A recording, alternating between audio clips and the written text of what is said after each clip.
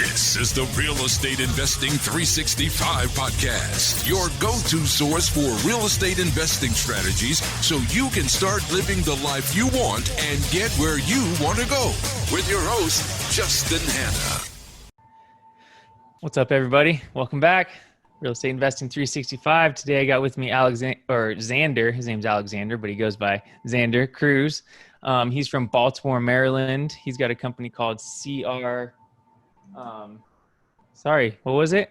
Tell me your company. CR of Maryland. CR of Maryland. See, everybody, I wrote this down on my little paper here, and my handwriting's horrible, so I should work on that. I'm teaching my 7-year-old, helping her write and do her homework now, but maybe I'm not the best teacher. So anyways, he's from Maryland. They have a bunch of rentals, turnkey property, wholesaling. They kind of do it all out there, which there's not a lot of people doing it in Baltimore because it's, kind of a more expensive market or just tougher market to get into. So Xander, thanks for being here. Why don't you give us a little background about you and where you come from before real estate, and we'll dive into your company and what you guys do. Sure, yeah. So I'm born and raised in Baltimore. I lived here my whole life. My mom has been at a local school here for about 35 years now. So my roots were kind of set here since birth. But aside from that, I actually went away to college in West Virginia, about 4 hours away. I got a criminology degree, which in hindsight, I probably wouldn't pick that degree again. But that's what I did. And I got home from college in 2011. Economy was still not great, job market not great, coming off of 2008. And wasn't quite sure what to do next. So at the time, coincidentally, my parents were listing their house for sale. And the broker that came out while she was there, long story short, she offered me a job to be her assistant. So somebody who'd been in the business a long time, probably 20 to 30 years at that point, did a high volume of business, very successful, great salesperson, and extremely driven. All that to say, she was not the best boss in the world. She's really tough, but she got my foot in the door and then also got me hooked. So I worked for her for about a year. I got my license, started doing a couple deals on the side, and quickly, almost instantly, I fell in love with real estate. I was not in love with that role. I'm not cut out to be someone's assistant. Yeah. Admin and handwriting, not my strengths either. But again, she really got me into this world that I would have probably never touched. So that's how I got into real estate. 3 years later, she actually introduced me, even though I was no longer working for her, she introduced me to my current business partner. So that's about 7 years ago, give or take. His name is Craig from the CR. And he is older than I am. He already had a successful flipping company in Pennsylvania. And he was just starting a flipping company in Maryland, which is where we're both from. We're both from Baltimore. So yeah, interesting. He lived in Maryland but worked in Pennsylvania for many years. So at the time, at this point, I was about 24 or 25. I was new in real estate relatively, but experienced enough. I've done a lot of deals now. I'm young, I'm hungry, no family, just a dog. So I was ready to pound the streets and really get to work. So that's where CR of Maryland started. It was Craig, me, and a project manager. And again, that's about 7 years ago. So fast forward to today, we have about 26 or 27 team members and employees now. We have a rental portfolio of about 300 properties in Baltimore.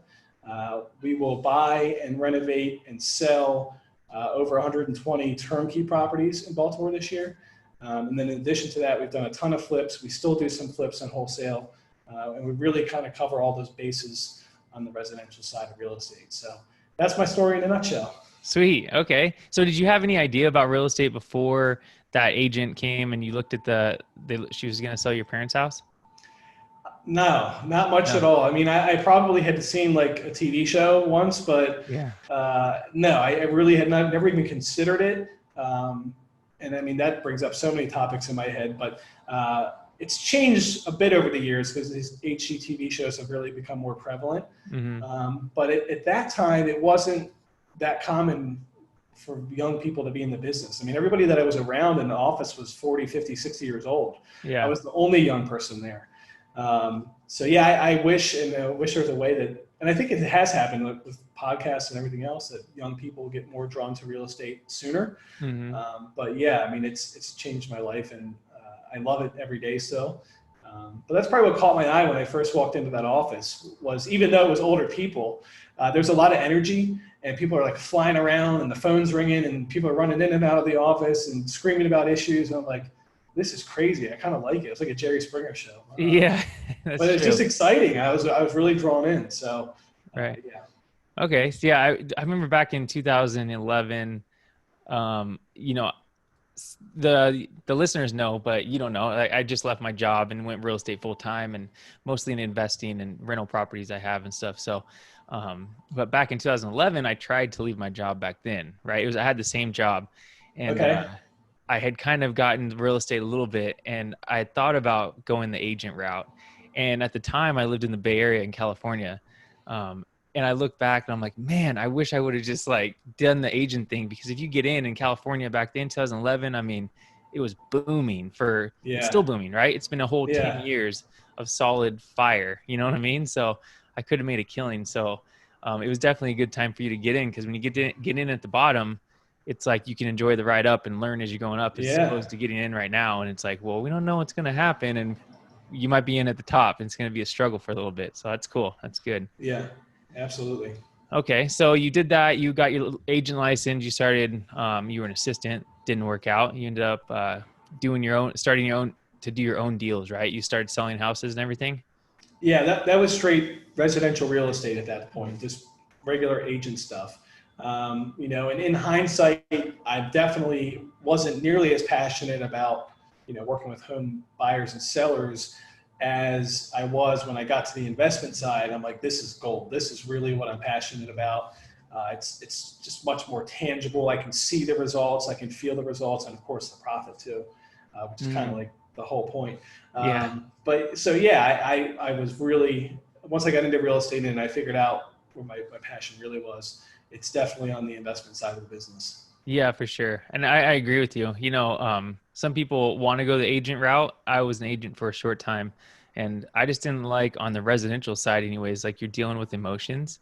People are buying and selling their own stuff, and you got to like be sentimental. And it's like, man, I'm bad enough being sentimental with my wife, you know what I mean? Like, being about feelings, let alone like all these random people that I don't even know. So I definitely like the investment side, to where it's about the numbers. If the numbers work, they work. If they don't, they don't. And then we move on, So I understand. Would you suggest that new real estate investors get their license, or do you think it's not necessary? It's not necessary. I mean, it certainly can have its advantages. Mm-hmm. I think a lot of it, you have to probably do like a cost benefit analysis, because even here, I'm sure it's much more expensive in California, but here, to be licensed and to be a member of the board and to have your lockbox card and all that stuff, it costs a lot of money. It's $1,500 to $2,000 a year. So do you need that to do a handful of deals? Probably not. So I think it depends mostly on your strategy. But if you have it, you can get into any house, right? I mean, you have full access that you might not otherwise have. Right. So, I think it just depends. Yeah. And for what, excuse me, I'm like stuttering, like I haven't done freaking 100 podcasts before. What I ended up doing is I gave up my license, but my wife got her license. So it's not that she buys and sells a lot of real estate. I mean, she does. She might do 5 deals a year or so. But what it did is it was able to, because our income was too high to where we couldn't use any of our write-offs for our properties, because she was a full-time, quote, full-time real estate professional, we were still able to use our real estate write-offs. And so the cost of doing it, even though she still made some commissions, after everything, it was still a loss at the end of the year for her, but it was definitely a benefit for us as a couple, because we were able to use the tax benefits of having her. So that's one thing for the listeners. Even if you don't want to be an agent, maybe your spouse can be if your income's too high or something like that. Yeah, that's a great point. And I've had that conversation with a couple of our turnkey owners, and they've done similar things where their wife has gotten the real estate license, and then they can claim some the real estate professional status, and of course all the tax benefits in addition. So yeah, it's a great point. I wasn't even really kind of factoring that in, but that's a really good point. Yeah, for sure. Okay. So then you end up meeting your partners. And then what was the first thing you guys started out doing? You said your partner had already been kind of doing a wholesale and this type of thing and turnkey maybe up in Pennsylvania. But when you guys got started in Baltimore, did you just go right into wholesaling, or what was the main gig in the beginning? Yeah, so back then it was only flipping. So he was doing a lot of flips in Pennsylvania, and had a partner there that at that point, similar setup. The partner was younger, but really had kind of taken over running the business day to day, which allowed Craig to come back to Baltimore and kind of restart it from the ground up. It's like a whole new challenge. So at that point, it was just flipping.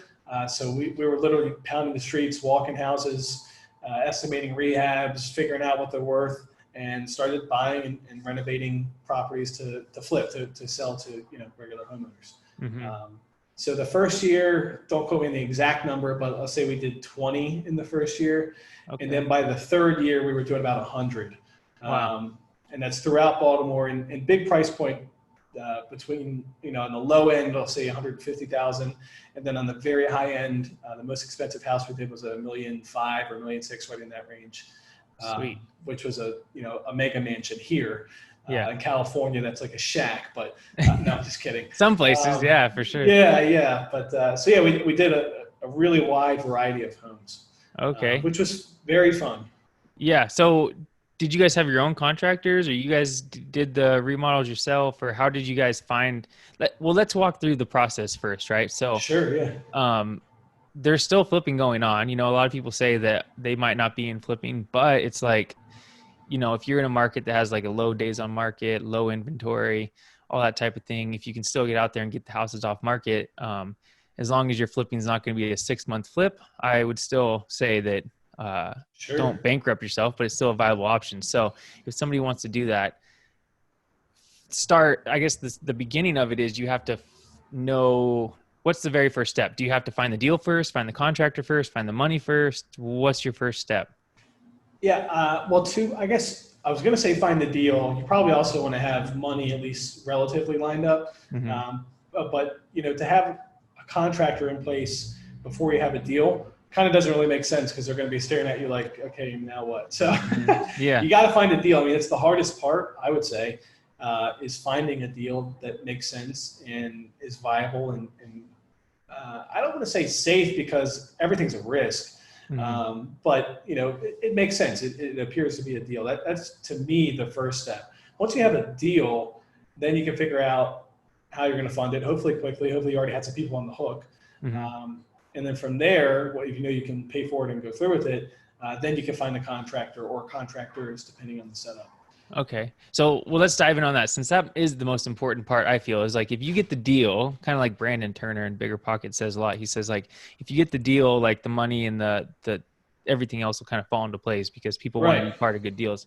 So how do you find a deal? How do you get out there and do it? You just go on the MLS and start making offers, or do you do a door knocking or mailers? What's somebody do that really doesn't know how to get into it? Yeah. So we'll give a multi-part answer. So back then, we bought everything on the MLS. Yeah. Times were different though. Yeah. But we could just go out. We would pick 20 homes to walk in a day or 2 days, and we'd probably make 15 offers. And you end up buying 1 or 2. Like, those were the numbers back then. It's not like that now, but we do still buy homes off the MLS. So that's free. You can make offers all day, every day. Like, it doesn't really cost you anything. Yeah. Door knocking to me has a lower rate of success, but it's certainly doable, especially if you only need 1. So you got to kind of figure out what your magic there is. But there's plenty of other ways. So how do we find deals today? We still look at everything on the MLS. We still look at all the auction sites. We still we don't go to the courthouse auctions, but we work with a wholesaler locally that does. So we still work that avenue. Then we pay for stuff too. So we pay for SEO and pay-per-click to try to find seller leads that want to sell their house, that are probably distressed or motivated. We still do direct mail to the same lists that we get updated for potential sellers that could fit our box. So not everybody's going to be able to do all those things. And again, in the beginning, we didn't even know what mail was, honestly, when we started. It was like, mail, like, why would you mail? Yeah. But as the market changed and became more competitive, we had to, we have to keep evolving with it. So I guess my point would be, you have to cast a wide net. And you also have to be consistent in whatever you do. So if you're I'm going to go out and walk homes, you can't just do it for a day or two. Like it could be weeks, but you have to keep doing it. And same with, any kind of marketing that you're going to do. It's really hard to just do it for a week or two. It's probably going to be, you have to commit to do it longer term than that. Yeah. Okay. So yeah, that's what I kind of recommend is like the direct mail type route for somebody that, well, two things: driving for dollars, right? If you're driving around, like look at houses, you can see what houses are kind of distressed or need a lot of work, and you can write the address down, go back, find who owns it, send them a mailer, or skip trace it. You can call them, do some cold calling that way. I like that. Yeah. Honestly, that seems to be, you probably have seen this too, and maybe you've talked about it on your show, but like that's the direction that it's headed. So we still do the mail and we still actually get decent results from it. But most people that call us when they get the mail is like, oh yeah, I've got your postcard and I got 10 others. Yeah. And oh, by the way, my phone rings like, 3 times a week. Uh-oh. We kind of got a little conversation and how they ended up with us. Whoop, sorry, you kind of cut out there. You froze for a second. So what you were saying is that the people you're mailing to, they get a lot of mailers, but they also get a couple of phone calls. But so you say the phone calls end up working out well? Yeah. Yeah. And again, 2 or 3 years ago, the outbound calling world wasn't big. It didn't really exist. Yeah. Seems to be what a lot of investors have evolved to. So you can't just send a mail because somebody else might already be you on the phone. Yeah. So I like to be as quick as possible. We're building out our outbound right now. We're still going to do the mail, and then we're going to blanket them with phone calls too. Okay. Yeah. So what I think is that the mailing kind of got overdone with the postcard thing. Like you look at somebody like REI Vault, they freaking have mailed like something like 55 million pieces of mail in the last 7 years or something crazy, right? It's like they're all these little postcards that, and the reason I know they're horrible is because I used them for a short amount of time. Just because I was working. Sure we did too. I was working full time. I didn't have the time to put into it, and once I started getting like Better Business Bureau complaints from them and like all this stuff, it's just like, oh, they're horrible. But I do think you can differentiate yourself by using like a better mail house. And what I use now is Ballpoint Marketing, Ryan Dossie, his letters. So it's like handwritten, actual pen, it has all the smudge marks. They look great. Actually, I got 1, 2, 3, 4, 5. I got 3,000 mailers sitting right here. They go out every week, nice. Right? Yeah. So I send out 1,000 from my local area, so they're postmarked locally instead of from the mail house. It kind of makes a big difference. So I think if everybody starts going to texting and calling, there'll be this gap that mailing might start to pick up again. Yeah. And the texting, I tried the texting, but it's like legally, and who's going to really like, some people get great response, but most people are like, why are you asking me to buy my house over a text message? Kind of seems goofy. So I'm not big on the texting thing. I agree. Yeah. Yeah. Okay. So the calling you think is great, which is good for somebody. One last thing I say on that, if it seems harder, do you think that maybe everybody's looking for the easy out, right? The easiest way to do things. So if maybe we go the harder route, maybe that's more beneficial, right? 100%. And that, especially in the younger generation now, people want to your point about texting, they want to text because it's easier. Yeah. And I get really annoyed because sometimes our people will text a seller, and sometimes you can't get them on the phone. You have to start with a text, and they'll ask them, well, do you prefer to talk by phone or text? They're going to say text because it's easier, but it's not as effective. You're not building any connection over text. Like you got to get them on the phone.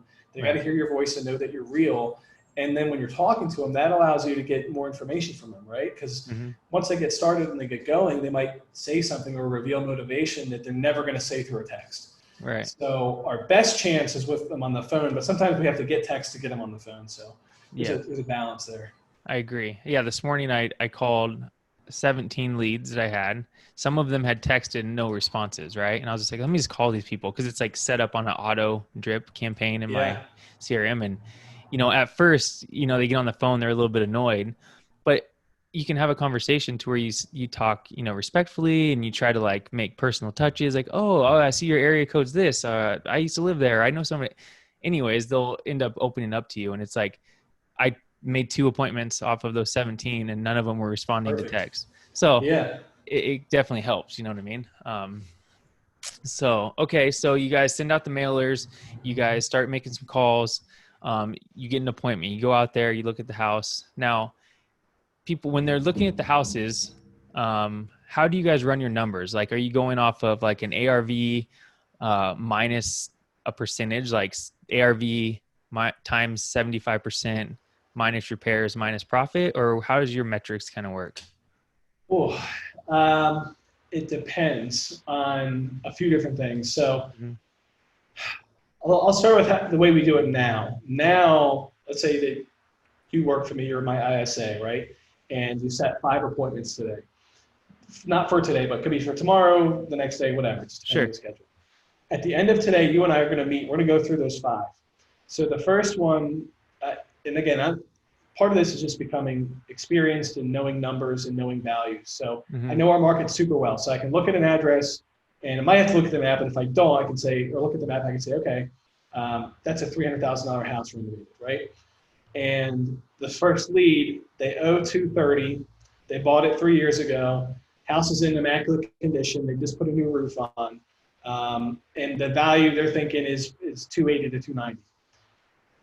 It's a lead. They're going to sell the house, is why they called us, but there's just no room in the deal. Like, what are we really going to buy it for? $250,000 and sell it for $300,000? Like, it's too small of a spread. Transfer taxes are high here. Like, we're just not going to make any money.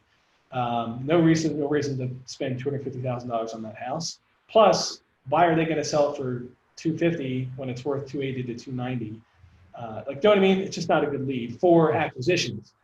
In our case, what I would do is set that up with a real estate agent that we have that we refer appointments like this to. We call it a cash to list. We know we can't buy the house, so he's going to go on a cash offer, and he's going to transition into a listing appointment. He's going to explain to him, hey, dude, I probably have to buy your house for $200,000. You owe $230,000, and it's worth $290,000. So why don't you work with me on listing it on the open market? Okay, great. So that's a cash list. I'm not going to send my acquisition guy on the appointment. There's nowhere to go. The second house or second lead, as another example, let's say, is a row home in Baltimore. They've owned it for 40 years. It's free and clear. They have no mortgage. And the guy's kind of guilty on the phone. You know, I've really fallen behind. The roof is leaking. The kitchen, man, I don't know. We did that in the 80s. Maybe there's more personal stuff to it. Maybe there's family death or whatever. I'm not really sure what to do with the house. My kids don't want it. I've lived here a long time, but I'm moving to the retirement home. This one's like prime, perfect lead, right? He's motivated. The house needs a lot of work. He doesn't have a mortgage. On that one, I'm sending my acquisition agent, and I'm expecting him to come back with a contract. When he's there, we usually have we'll discuss before the appointment, like a ballpark range. Hey, we've bought homes over here before. Usually we need to buy this for $40,000 to $80,000, somewhere in that range. And then it's almost like a competition, like how good of a price can we get? Yeah. So we don't get into like percentage of ARV. And I'm sending a salesperson. They are not a rehab estimator. So if he told me it's a $70,000 rehab, I probably wouldn't believe him anyway. My project manager goes out and he's like, it's not 70, it's 90. But if he does a good enough job buying the house, it doesn't matter, right? It's like you said at the beginning, we got to find the deal first. If you buy a good house at a good price and there's plenty of room, it almost doesn't matter if it's 70 or 90. I have room either way. So how does he know? He goes out there on the appointment with an offer. How does he know what to offer on the house? You know, what we've built into our process is we call it like a manager or a partner call. So what he'll do is, and we could talk an hour about this, but sure, yeah. Just the sales training involved on these appointments. So he'll walk through the house with the client. He'll get him talking about, like you said earlier, retail sales is very emotional. Mm-hmm. This side of the business is emotional too. When you're with a seller, you got to have the seller thinking and feeling emotional because it's an emotional decision. So you want him to talk about where he's going next and paint that picture, and then talk about the paint of the house and what it's going to look like when he no longer has to deal with the house. Yeah. So you do all of that, and before you talk to a number, which you're going to hold on to all the way till the end, you're going to step out and call your partner to discuss it and decide what we can do with it. So he calls me, he leaves the seller in the house, who's then sitting there thinking about where he's going next. as he's looking up at the leaking roof and the cabinets that Yeah. are falling apart. And this works really well if they're with somebody, like he can see with his wife, and they're sitting there like, we got to get out of here. Right. Like I got it, hope he comes back with an offer we can take. Like they're working themselves down, and we're just standing outside talking on the phone. So at that point, we'll discuss strategy and numbers and finalize it. He says, hey, the guy said, he wants 50. I'll be like, okay, my number's 30, but if you can get him to 40, let's make the deal. Okay. So there's not, you don't really have like so like the way I do it is I go in, I look at the house, I look at like the current value, I look at the ARV, what it would be after it's repaired. I check the house out and I say, okay, I'm going to take, 80% of the ARV and I'm going to subtract out what my repairs is going to be and then what my profit is going to be. And then that's going to be my offer. So if it's 100 grand, I'll start at 80 minus 20,000 repairs minus a $20,000, Yes and no. So I will do that. And like if we're buying the house to flip, before I say I'm going to flip it, we'll do that. But let's say it doesn't work, right? Let's say we have it under contract for 200, we can't get it lower. And my number is 175, so I don't want it at 200. At that point, we'll then try to wholesale it and we'll prepare the seller accordingly.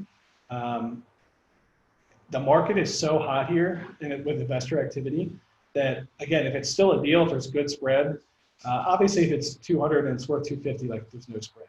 But if it's 200 and it's worth 330 or 350, there's a really good spread. A lot of investors will buy stuff that we necessarily won't, but they will. They do their own work. They have ways to do rehab cheaper, whatever the case may be. So It doesn't always have to work for a flip. It can work for a wholesale. It can work for a turnkey. Right. But we'll typically know ahead of time if it's going to be a listing. It's not an acquisition. Okay, cool. So you go out there, you kind of try to get them under contract. They get under contract, and then that's at what point that's the point that you decide whether you're going to wholesale it, flip it, keep it as a rental, whatever you're going to do.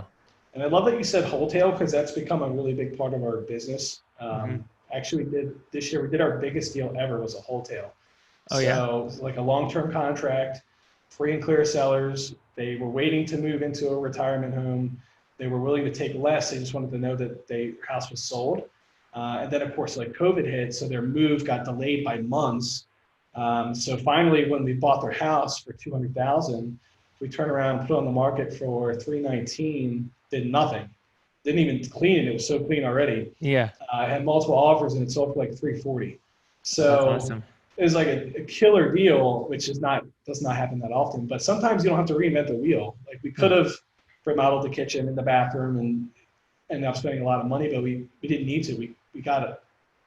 I guess what I'm saying is, yes, you need formulas like the 70% minus repairs, but you also want to evaluate it in different buckets. Like what's it worth wholesale? What's it worth wholesale? What's it worth if I rehab it? What's it worth as a rental? And decide from there what's the best exit strategy for the deal. But it all starts with finding the deal. If you don't have a deal, then you don't really have to figure out the formula. Yeah, I think wholesale is great if you can buy it outright. If you can get the money, you know what I mean? Like that's the problem. A lot of people don't have like the money or the funding, so they have to wholesale it. And so a wholesale, for anybody that doesn't know what's listening, is like you buy the house and you close on it yourself. It doesn't have to be your money, but you have to have some money from somewhere to close on the house, and then you put it right back on the market. Is there any downsides to wholesale that you can think of? Just one thing to be aware of is your price point and where the house is. So if your buyer is likely to be an FHA buyer, you have to own the house for 90 days. They can't even write a contract until the 91st day. So it's just knowing your market. There are some, let's be honest, like lower price point areas that are either going to be first time buyers or they might be getting a grant. That I'll say lowest end home buying market here. It's very hard to do that there because a lot of them are FHA buyers. Yeah, that's good. That's what I was getting at. So I was hoping that's what you would say. Perfect. Yeah. Other than that, I would say no. I mean, we're honest with people when we buy their house. Yeah. There's no shadiness to it. We tell them like, we're going to resell your house. We're going to make a profit. Sometimes that happens before we ever close on it. Yeah. Other times it happens after we close on it. But this is what you've agreed to. You want to sell your house for cash, 100% as is, on this date. There's no commissions, blah, blah, blah, et cetera. And again, if it meets their goals, that's great. If it doesn't and they're not happy, I wouldn't want to do the deal anyway. Ultimately, we want to solve problems and provide solutions. Cool. All right. Yeah, that's perfect. So do you have any metrics that you know? Like, do you know any of the numbers for, like, let's say mailing, like how much, like what percent response rate you get, and then what percent of those turns into deals? That might be a little. Oh man, I'm definitely a little rusty on these numbers. Yeah, that's all right. Because fortunately now with somebody else on the team that's like very deep in that world, and I'm less in that and just more straight on the sales. But it used to be, I know it used to be higher. I want to say 1%, but I think it's actually a little bit higher than that in terms of response rate. Yeah. And then from there, like just basic numbers. If we go on 20 appointments in a week, we would expect 4 contracts. We usually get about 20%. That's good. This always ends up being a little bit of fallout for whatever reason, but that's usually where we are. So, but number of leads to then appointment sets, the number keeps dropping. So if you get 30 leads, you're not going to get 30 appointments. You might get 25 appointments. Yeah. And then of the 25, maybe another 1 or 2 end up getting canceled. So then you have like 23. Of the 23, you probably make 18 offers, 20 offers, somewhere in there. And then ideally you would have 4 contracts. Okay. So do you, again, I think you mentioned this, do you have your acquisition manager bring the contract and have it signed there, or do you send it to him like 24 hours later? No, we'll have them bring it and sign it in person. So he just writes in the price? Yep. Okay. It's a pre-printed contract, and then you just fill in the price, address, etc. Yeah, your best chance to buy a house from somebody is when you're with them. Yeah. Again, because we're in this like crazy competitive market where if you say I'll send it to you tomorrow, they get a call from another investor tonight. What are they saying? Hey, Mr. Investor, I sold my house today. And I say, oh, what'd you sell it for? $30,000. Oh, did you sign a contract yet? No, not yet. He's sending it to me tomorrow. Oh, well, if I gave you $32,000, would you take my deal? I know. And they'll be like, yeah. And then you're out of the game. So that happened to me like 2 weeks ago. Yeah. I mean, it's to me, it's always been like your best chance to buy a house is when you're with the seller. Like if you can make a deal then, you better get it then. It's just too competitive out there. And I'll flash back to my broker, the first one I ever worked for. If it's not in writing, it doesn't exist. So she like drilled that into my head. So they could be the nicest person in the world. If they haven't signed, it's not a deal yet until they sign. Yeah, that's totally true. So you just have a little normal 8.5 by 11 sheet of paper. Is it a 1-page contract you have, or a 2-page? 2-pager, yeah. 2 pages, and then it's just got like maybe an initial at the bottom, and then signatures at the very last. Too. Okay. Yeah, and you guys can look up that online, just like whatever works for your area. Bigger Pockets, I think, has their documents area, or contact a local agent. Just take off the what is it? The real estate commission verbiage on the bottom or whatever, maybe. Yeah. Well, so our local realtor contract is like 45 pages. So you don't want to use that. That's true. You definitely want to find the investor friendly, 1 to 3 page version. It's to be. Okay, cool. So I think one question people might have is, if there's all these great deals out there, why aren't you guys just holding them all as rentals? Sure. Multi-pronged answer. We are not, what's the company, Blackstone, I think it is. Yeah. We're not sitting on like billions of dollars of assets to invest. So at some point, like we've reached a very comfortable limit. We're not over leveraged. We haven't spent every dollar that we have available, but we certainly have a lot of capital tied up, and it's at a very comfortable level to us. So we don't really have a motivation or I don't want to say need, but we really don't have a need. We're about 300 properties now. There's no reason for us to go to 600. We're very comfortable where we are. So that's why. But part of the cool thing about turnkey is we have a great market. It's challenging because the homes are older and they need big renovations typically. So a lot of investors don't want to do big renovations. We like big renovations because the end product is very predictable. It's very consistent. It rents well, maintenance is low. It has a lot of positive benefits. And in our market, we have a huge tenant demand, especially I'll say like the middle working class tenant base, which is really where we want to be. It's our biggest population here. And there's very limited supply for the tenants to choose from, especially for renovated products. So Basic supply and demand, it's a great market to own rental properties in. Just people need to find a way to do it, and we can supply that. And not only that, obviously, again, we're a business, so we're going to make a profit when we sell the house to them most of the time, hopefully not, if not all the time. Yeah. But at the same time, we're investing in our community. So we're renovating homes that used to be the worst one on the block. Now they're one of the best. We're providing a quality house to a tenant that may have not been in the best house before. There's plenty of slumlords and not great houses in our market. So when people have an opportunity to have a great house, they want that. Why wouldn't you?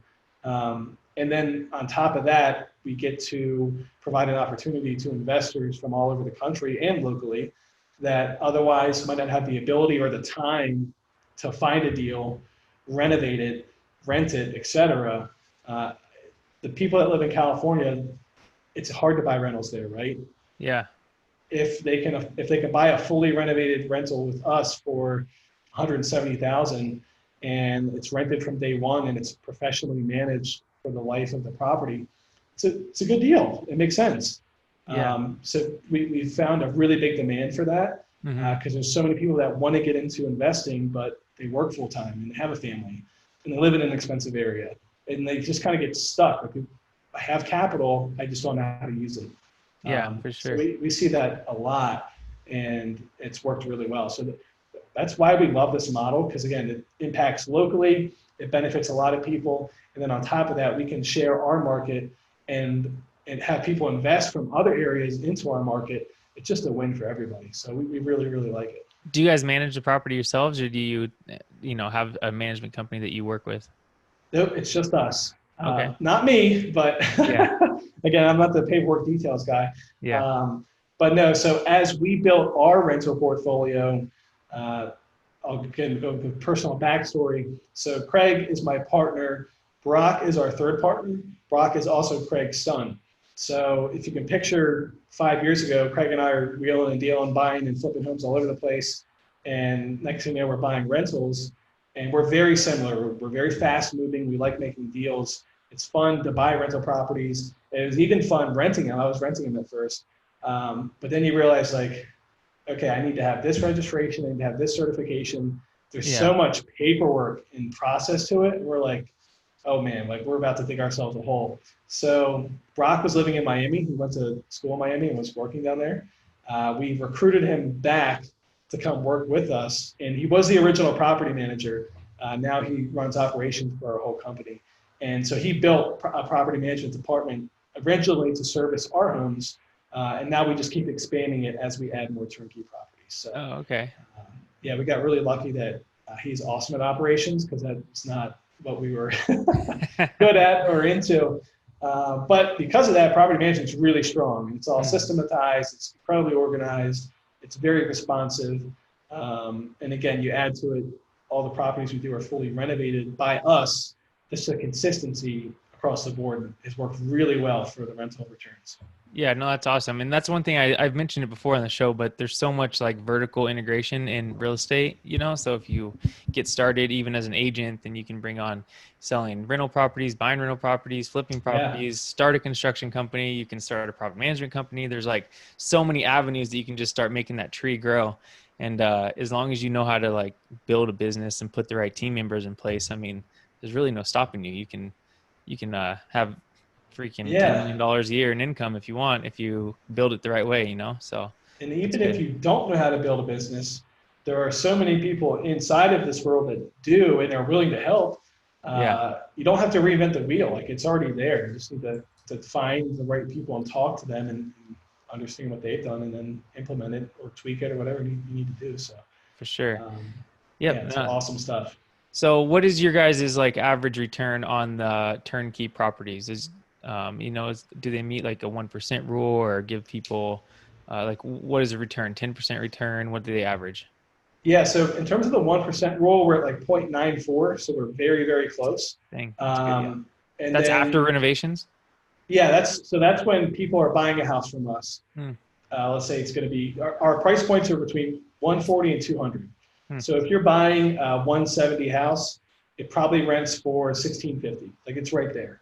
Wow. Good. So the ratios align really well. It's another thing we love about the market here. And then what does that mean return wise?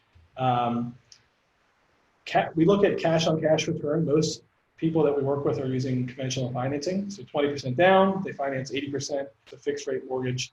It's pretty awesome. You're locking in like 4% loan for 30 years on an investment property. It's just amazing. But aside from that, so normally our people are going to see, I'll give you two numbers. The first doesn't include a maintenance or vacancy. So if you look at it that way, which is kind of inflated, I would say, because you're going to have to factor those things in over time. But it's going to be between like 15 and 19% cash on cash return. When I show customers a pro forma, or prospective investors, I should say, we take out a 5% vacancy and then also a 5% maintenance factor. So we're taking 10% off the top. Even when we do that, it still ends up being between usually 11 and 14% cash on cash return. That's good. So they're pretty good rates of returns, again, especially for something that is 100% hands off. After you buy it, you don't do anything. Yeah. No, that's awesome. Okay, cool. Yeah. Well, this is a ton of information. Is there anything else that we kind of glossed over? I mean, we could go off on all these tangents and go forever. I know, but, it's crazy. There's got to be a time somewhere. Anything else you wanted to bring up about your company or what you guys do, or maybe some extra guidance for somebody wanting to get into this space? Man, again, same thing. We could just go in so many directions, but I guess I'll leave it that if you would like to discuss investing or turnkey investing further, I shouldn't say I'm always available because sometimes I'm on podcasts or phone calls or whatever, but if you get in touch with me, we can definitely set up a call to discuss it more. It's never any obligation, and I probably won't harass you or anything like that if you sign up. So, please stop by our website. You can click on the turnkey page. You can click to sign up to learn more. We'll send you an email and set it up from there. So, that's really it. I'm happy to talk about anything investing related. It's my whole life. I do have a girlfriend and a dog now, but I still no kids. I'm trying to go slow on that side of things, but that's really it. Cool. What was the website? I'm sorry, crofmaryland.com. So C as in Charlie, R as in Roger, the word of, and then maryland.com. Okay, cool. Well, Alexander, thanks, man, or Xander. But if you guys reach out to him, I guess he's okay with Xander. I'll respond to anything. Okay. Well, you guys reach out to him. If you got any questions, you guys want to buy some turnkeys. I mean, who knows? Maybe I'll look at your website and check some stuff out. Probably not the best idea since I'm still buying my own places, but you never know. Maybe it'll come up.